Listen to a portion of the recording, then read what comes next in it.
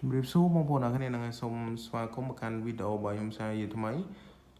សម្រាប់ថ្ងៃនេះខ្ញុំចង់មកបង្ហាញបងប្អូនអរគ្នានៅរបៀបដូរលុយ Cell Card $1.50 បងប្អូនអរគ្នាណា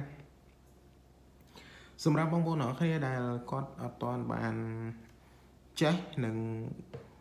ចេះដូរលុយ Cell Card ហ្នឹងហើយបងប្អូនអរគ្នាទស្សនាវីដេអូមួយនេះតាំងពីដើមរហូតដល់ចប់បងប្អូនអរគ្នានឹងអាចដូរលុយបានបងប្អូនអរគ្នាណាហើយសម្រាប់បងប្អូនអរគ្នាដែលគាត់បានដឹងហើយហ្នឹងហើយបងប្អូនអរគ្នាអាចអូសរំលងវីដេអូនេះបានហ្នឹងហើយបងប្អូនអរគ្នាព្រោះថាឃើញមានបងប្អូនយើងមួយចំនួនណាចូលមកខមមិនអត់ល្អអីចឹងទៅហ្នឹងហើយបងប្អូនអរគ្នាព្រោះថាអ្នកខ្លះគាត់បានខមមិនថាគាត់ចេះហើយហ្នឹងហើយអញ្ចឹងវីដេអូរបស់ខ្ញុំបង្ហាញអ្នកដែលគាត់អត់ទាន់បានចេះហ្នឹងហើយបងប្អូនអរគ្នាណាហ្នឹងហើយអញ្ចឹងបងប្អូនអរគ្នាបើសិនជាបងប្អូនអរគ្នាបានដឹងហើយបងប្អូនអរគ្នាអាចអូសរំលងវីដេអូហ្នឹងទៅហ្នឹងហើយអញ្ចឹងបងប្អូនអរគ្នាដែលគាត់អត់ទាន់បានដឹងបងប្អូនអរគ្នាអាចទស្សនាវីដេអូនេះតាំងពីដើមរហូតដល់ចប់បងប្អូនអរគ្នានឹងចេះដូរលុយបងប្អូនអរគ្នាណាហ្នឹងហើយហើយខ្ញុំចង់ប្រាប់បងប្អូនមួយទៀតហ្នឹងហើយអំពីអត្ថប្រយោជន៍នៃការដូរលុយ$1.50របស់ប្រព័ន្ធខ្សែខាតហ្នឹងបងប្អូនអរគ្នាណាសម្រាប់ខ្សែខាតគឺយើងដូរ$1.50គឺយើងទទួលបាន100នាទីនិង100សារ 15G រយៈពេលមួយសប្តាហ៍បងប្អូនអរគ្នាណាហ្នឹងហើយអញ្ចឹងបើសិនជាបងប្អូនអរគ្នាពេញចិត្តនៅខាងកម្រងដែលខាងក្រុមហ៊ុនគាត់ផ្ដល់ឲ្យអញ្ចឹងបងប្អូនអរគ្នាចាំធ្វើការដូរតាមខ្ញុំបើសិនជាបងប្អូនអរគ្នាអត់ពេញចិត្តនៅកម្រងដែល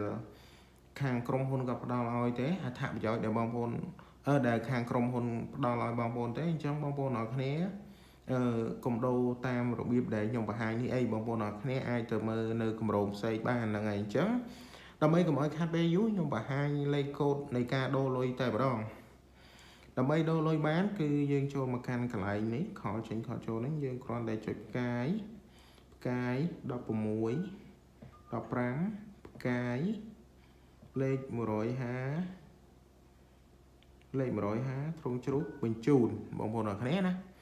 ពេលដែលបងប្អូនអរគ្នាបញ្ជូនទៅខាងក្រុមហ៊ុនគាត់នឹងផ្ញើសារមួយបញ្ជាក់មកកាន់បងប្អូនអរគ្នាណាបងប្អូនអរគ្នាពេលដែលយើងដាក់ SIM ទីម៉ានគេថា SIM សេខាតរបស់បងប្អូនអរគ្នានៅ SIM ទីម៉ានគឺយើងបញ្ជូន SIM ហ្នឹងទៅហ្នឹងហើយបងប្អូនអរគ្នាហើយពេលដែលបញ្ជូនហើយបងប្អូនអរគ្នាគេនឹងផ្ញើសារឲ្យហើយបើសិនជាបងប្អូនអរគ្នាចង់ច្បាស់បងប្អូនអរគ្នាអាចឆែកមើលលុយទៅផ្កាយ1201ទ្រង់ជ្រូកបញ្ជូនបងប្អូនអរគ្នាណាយើងបញ្ជូនបែបហ្នឹងមកពេលដែលយើងបញ្ជូនអញ្ចឹងមកនេះបងប្អូនអរគ្នាណាពេលដែលយើងបញ្ជូនអញ្ចឹងមកគឺគេនឹងលោតផ្ទាំងអញ្ចឹងឲ្យមួយហើយអញ្ចឹងបើសិនជាក្នុងករណីដែលបងប្អូនអរគ្នាបញ្ជូនហើយឃើញលេខលុយណាបងប្អូនអរគ្នាឃើញលុយ00អញ្ចឹងបានន័យថាបងប្អូនអរគ្នាដូរលុយបានហើយក៏ប៉ុន្តែបើសិនជាបងប្អូនអរគ្នាឆែកទៅឃើញលុយគេហៅថាលុយ$1អញ្ចឹងទៅអញ្ចឹងបងប្អូនអរគ្នាអត់តាន់ដូរបានទេបងប្អូនអរគ្នាហ្នឹងហើយអញ្ចឹងបងប្អូនអរគ្នាអាចដូរលុយម្ដងទៀតបើសិនជាយើងដូររហូតតតែឆែកទៅឃើញកន្លែងហ្នឹងកាត់លុយអស់ណាបងប្អូនអរគ្នាអញ្ចឹងកន្លែងនេះកន្លែងនេះសុំទោសបងប្អូនអរគ្នាដោយសារស៊ីមរបស់ខ្ញុំខាងក្រុមហ៊ុនគាត់ផ្ដល់ឲ្យណាបងប្អូនអរគ្នាហ្នឹងហើយអញ្ចឹងគឺអ៊ីនធឺណិតខ្ញុំច្រើនណាស់បងប្អូនអរគ្នាហ្នឹង